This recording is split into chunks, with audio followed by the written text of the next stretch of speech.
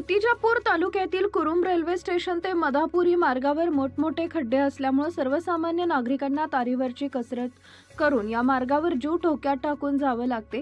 Kurum railway स्टेशनकडे जाणारा मार्ग हा मुख्य मार्ग असून या ठिकाणी मोठ्या प्रमाणात गावातील शेतकरी, विद्यार्थी तसेच रेल्वे कर्मचारी सुद्धा याच मार्गाने जातात। परंतु शेतातलं पाणी मोठ्या प्रमाणात रस्त्यावर आल्याने या मार्गावर कोणत्याच प्रकारची दुरुस्ती करण्यात आलेली नाही।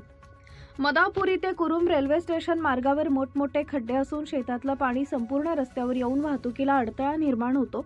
त्याचबरोबर ज्येष्ठ नागरिकांना सुद्धा चिखल पाण्यातून जाणं शक्य नसताना आपला जीव धोक्यात टाकण्याची वेळ या रस्त्यामुळे आलेली आहे।